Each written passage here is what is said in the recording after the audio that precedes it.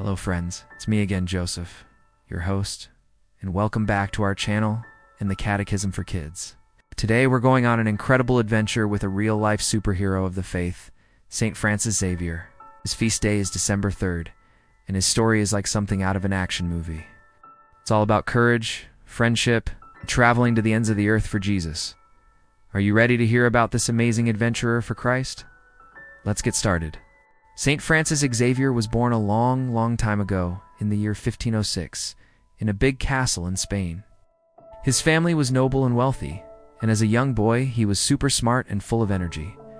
His parents knew he was destined for great things, so when he was 19, they sent him to the famous University of Paris to study. In Paris, Francis was a star student.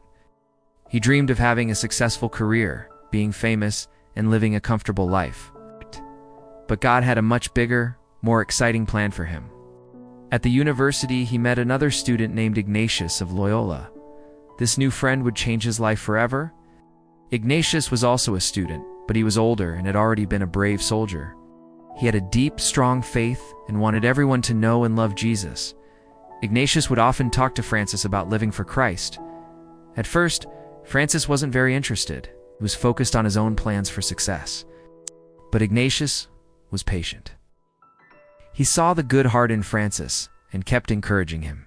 He famously asked Francis, "What will it profit a man if he gains the whole world but loses his soul?" Slowly but surely, these words started to sink in. Francis began to see that a life lived for God was more valuable than all the fame and fortune in the world. This powerful friendship led Francis to make a huge decision. In 1534, he, Ignatius, and a few other friends made special promises to God. They promised to live simply, to be pure in heart, and to obey God's will. They also promised to go anywhere the Pope sent them to spread the gospel. This was the very beginning of a new group in the Church called the Society of Jesus, or as we know them today, the Jesuits. Francis left his old dreams behind and embraced a new, thrilling mission to become a missionary for Christ. So what exactly is a missionary? A missionary is someone who travels to different places to share the good news of Jesus with people who have never heard it. In 1540, Pope Paul III asked the Jesuits to send missionaries to the far-off land of India. Saint Ignatius knew just the man for the job, his good friend Francis Xavier. This was a massive moment for Francis. It meant leaving everything he knew, his family, his friends, and his home country of Spain, and sailing across the world into the unknown. But Francis didn't hesitate. He believed this was what God was calling him to do. He was filled with a burning desire, a zeal, to share the love of Christ with everyone.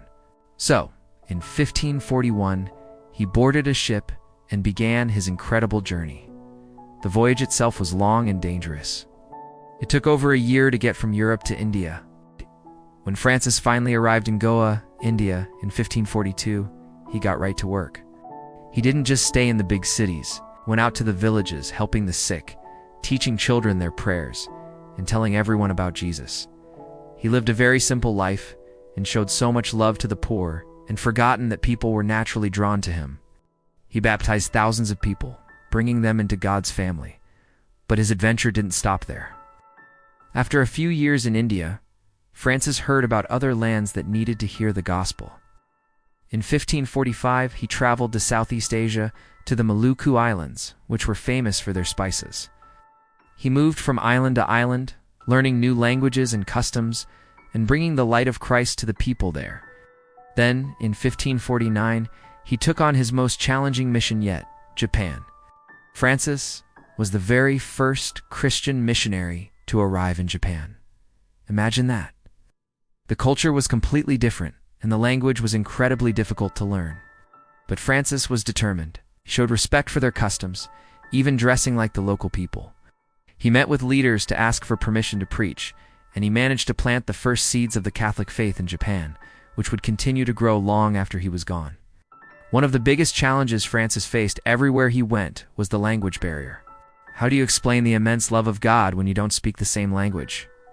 Francis had to get creative, used interpreters, but he also used simple words, songs, hand gestures, and powerful symbols, like the crucifix, to share the message of Jesus' sacrifice and resurrection.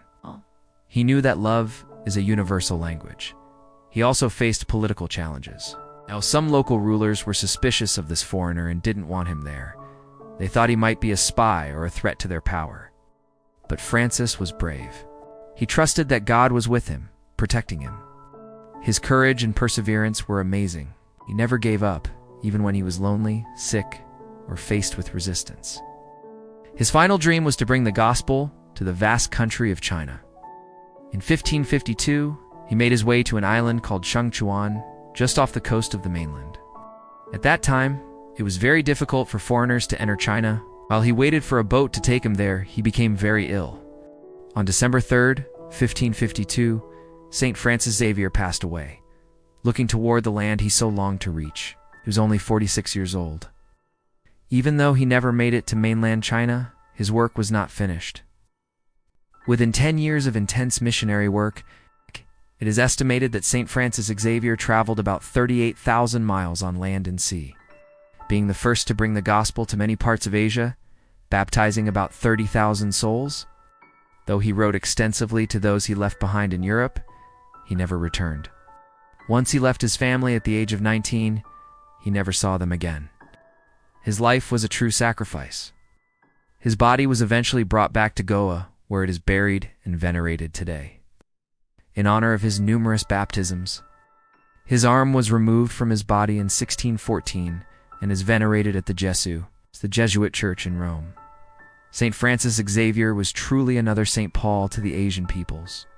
His constant traveling and founding of mission churches planted the seeds of faith deep in the soil he traversed. Though persecution stifled Catholicism's later growth in Japan, that stifling ultimately deepened the resolve and faith of those persecuted. The seeds of faith he had planted in India, Japan, and Southeast Asia grew into strong Christian communities. His incredible life of faith and service had a huge impact. Because of his amazing dedication, the Church recognized him as a saint. In 1622, he was canonized on the very same day as his dear friend, Saint Ignatius of Loyola. Today, Saint Francis Xavier is the patron saint of foreign missions, missionaries, navigators, and parish missions. That means he's the special saint we pray to for all the missionaries around the world who continue his work. So what can we learn from this great saint? First, he teaches us to be brave and have zeal for our faith. Zeal is like a fire in your heart that makes you want to share something wonderful with everyone. Francis had a fire in his heart for Jesus. We can have that too by sharing God's love with our friends and family. Second, he shows us the power of perseverance. Francis never gave up, no matter how hard things got. When we face challenges in school, in our friendships, or in learning something new, we can remember Saint Francis and ask him to help us keep going. And finally, Saint Francis Xavier teaches us that God can use our gifts to change the world. Francis was smart and energetic, and he used those gifts to serve God in an extraordinary way. God has given each of us unique gifts too, whether you're good at art, sports, science, or just being a kind friend. You can use those gifts to bring joy and love to others. A courageous heart and a love for Jesus can do incredible things. Saint Francis Xavier's story reminds us that our faith isn't meant to be kept to ourselves. It's a gift to be shared. You don't have to cross an ocean to be a missionary. You can be a missionary right where you are, in your school, on your team, and in your home, by showing kindness, being a good example, and sharing the joy of knowing Jesus. Let's end with a little reflection. Think about it. How can you be a little more like Saint Francis Xavier today? Maybe you can be brave and invite a new friend to play, or maybe you can persevere on a tricky homework problem. Or you can simply say a prayer for the missionaries around the world who are following in his footsteps. As we honor this great apostle of Christ, ponder all that he accomplished in 10 short years. As you do, consider the next 10 years of your own life and rededicate yourself to the mission Christ has for you. Thanks for joining me to learn about the amazing life of Saint Francis Xavier. He truly was an adventurer for Christ. Don't forget to like and share this video and subscribe so you don't miss our next story. Take care, everyone. Stay safe and healthy as usual. See you next time, and may God bless you always.